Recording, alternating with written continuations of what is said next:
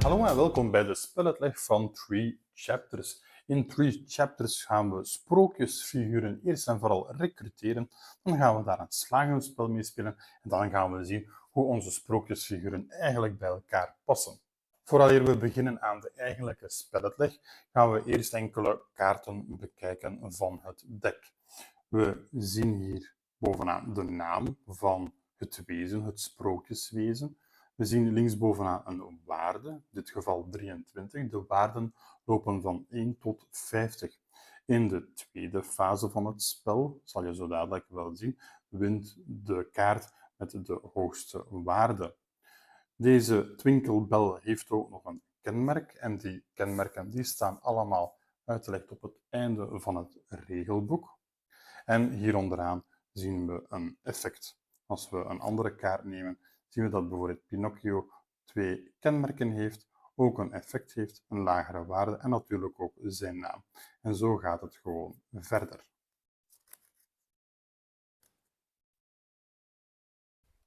In het begin van het spel worden de kaarten geschud en iedere speler ontvangt 8 kaarten. Dit is dan de startpositie als we spelen met 4 spelers. We hebben nog een stapeltje overgebleven kaarten. Zonder te kijken welke deze zijn, gaan die dan terug in de doos. In het eerste hoofdstuk, of in de eerste fase van het spel, gaan we de sprookjesfiguren recruteren. Dus de spelers die kijken naar hun hand. Die kiezen één van de kaarten. Natuurlijk gaan we dan ook kijken naar de eigenschappen en of we een hoge of een lage waarde hebben en dergelijke meer. Maar nadat we de kaart hebben gekozen, geven we deze door aan de speler links van ons. Wij ontvangen dan ook 7 kaarten van de speler rechts van ons. Daar kiezen we opnieuw een kaart uit en die geven we dan opnieuw door. Dit gaat zo door tot wanneer alle spelers in totaal 7 kaarten hebben. En de overgebleven kaart die gaat dan ook uit het spel. In een spel met 2 of 3 spelers verloopt het spel toch een beetje anders. Hoe het spel gaat met 2 spelers leg ik uit op het einde van de video. Maar de setup voor met 3 spelers is ook anders. Dus we hebben wel onze 8 kaarten. We nemen daar 1 kaart uit en we geven deze door. Maar dit duurt totdat ik 3 kaarten heb. Ik kies dan nog 1 kaart en dan gaan er eigenlijk 4 kaarten uit het spel. Daarna worden er opnieuw 8 kaarten van de overgebleven kaarten gedeeld aan elke speler. Dan gaan we er weer 4 van recruteren. Dus op het einde van deze recruteringsfase of van het eerste hoofdstuk hebben we met 3 spelers niet 7, maar 8 handkaarten om het spel mee te starten of om het tweede hoofdstuk mee te beginnen. We gaan de rest van de speluitleg wat doen alsof we met 4 spelers aan het spelen zijn. Er wordt een speler gekozen en die komt uit. Dus die gaat bijvoorbeeld deze 30 kaart uitkomen. Ik ga gewoon willekeurig een kaart bovenaan nemen. Ziezo. En dan kijken we naar de effecten. De speler die de slag haalt, dus degene die de reus heeft gespeeld, die krijgt een ster. Een ster is op het einde van het spel 2 punten waard. En die mag ook zo dadelijk uitkomen. Dan kijken we naar de effecten. Dus een hartje per ander dit symbool, dus een kindsymbool. We zien dat die nergens anders een kindsymbool heeft. En Peter Pan die komt dan gewoon bij mij te liggen, zo dadelijk. De kikkerkoning, als met tenminste 1 andere kroon, ziezo, 1 andere kroon, dan krijgt hij 2 hartjes. Een hartje is op het einde van het spel 1 punt waard. De reus die heeft geen bijkomende effecten. En Assepoester die krijgt een hartje per diersymbool, dus zoals de kikkerkoning. En als de goede fee ook gespeeld is, krijgt hij 2 kristallen. Op het einde van het spel zijn elke paar van 2 kristallen 1 punt waard. Dus in dit geval krijgt de speler die Assepoester heeft gespeeld ook 1 hartje. De kaart die gaat terug naar de speler die ze gespeeld heeft en die komt dan op een aparte stapel terecht. Die eigenlijk gedekt, maar je moet wel goed onthouden wat je handkaarten zijn en welke kaart je reeds gespeeld hebt. De speler die de reus had gespeeld, die komt nu uit. Ziezo. En dan leggen we daar onze andere kaarten op. Er wordt weer bepaald wie de slag wint, dus dat ben ik op dit geval. Dus je krijgt daarvoor een sterretje. Dan wordt nog eens gekeken naar de verschillende effecten. Hartjes, kristallen en sterretjes die worden verdeeld. En zo gaat het verder tot wanneer we alle kaarten gespeeld hebben. Wanneer de laatste slag gespeeld is en de laatste beloning genomen, gaan we over naar het derde hoofdstuk, of chapter 3.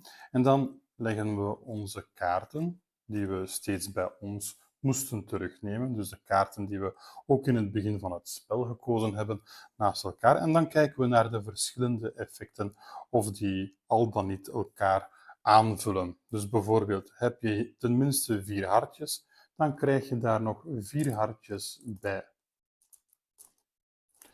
Deze geeft je een kristalletje per paddenstoel. Ik heb hier maar 1 paddenstoel, dus ik krijg een kristal. Let wel op, 1 kristal telt niet mee als een half punt. Je moet altijd sets hebben van 2 kristallen om 1 punt te kunnen krijgen. Kapitein Haak als met Peter Pan, en dat is nu wel toevallig, 2 kristallen erbij. De heks die krijgt een kristal per kindsymbool, dus 1, 2. Opnieuw 2 kristallen. Jaap als met de reus 5 kristallen, dat is nu niet het geval.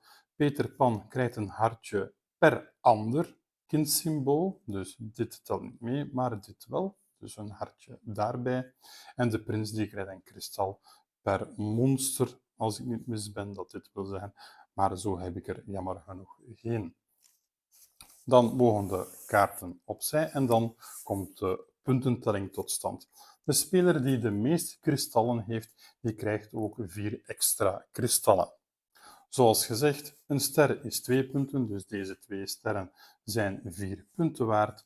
Deze hartjes die zouden dan 9 punten waard zijn en deze kristallen zijn dan 4 punten waard.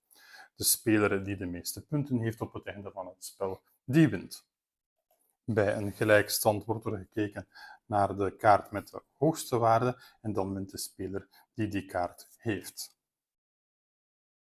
In een spel met 2 spelers krijgt elke speler 8 kaarten. De speler die kiest dan een kaart voor zichzelf. Dus bijvoorbeeld de zeeslag kies ik voor mezelf. En die zal dan 1 kaart kiezen en die legt hij dan rechts voor zich. Ziezo. Deze stapel en de stapel die hier zal gevormd worden, dat zijn de 2 geestentafels. De stapels die hier en hier zullen gevormd worden, dat zullen de spelerstapels zijn. Wanneer de 2 kaarten gekozen zijn, worden de kaarten opnieuw aan de andere speler gegeven en die doet dan hetzelfde. Dit gaat zo door tot wanneer deze 8 kaarten op zijn. Dan ontvangen beide spelers weer elk 8 kaarten en doen we hetzelfde. Wanneer elke stapel dan bestaat uit 8 kaarten, worden de 2 geestenstapels geschud en wordt er overeengekomen wie aan de beurt gaat van de menselijke spelers. Die spelen dan hun kaarten, bijvoorbeeld onze zeeslang van daarnet wordt gespeeld. Het is dan aan de geest en dan nemen we eigenlijk gewoon de bovenste kaart. Het is dan aan de andere speler en dan aan de andere geest. De effecten worden bekeken, maar de puntenstenen die worden verdeeld tussen de menselijke spelers. De geesten op zich die verdienen eigenlijk geen punten. Het is dan in dit geval slag aan de geest, dus deze kaarten worden weer afzonderlijk gehouden. En als een geest aan de beurt is, dan neemt hij ook weer gewoon de bovenste kaart en gaat het spelletje gewoon zo verder. Net zoals in de gewone modus wordt dan verder gespeeld tot wanneer alle slagen gespeeld zijn. En dan gaan we over naar het derde hoofdstuk, of het derde chapter eigenlijk. En worden er op die manier weer punten verdeeld tussen de menselijke spelers. Ziezo, dit was onze speluitleg van Three Chapters. Als je deze soort content graag bekijkt, vergeet dan niet om een likeje achter te laten of om je te abonneren op ons kanaal. Lees ook zeker onze geschreven review op spellenreef.be. Bedankt om te kijken.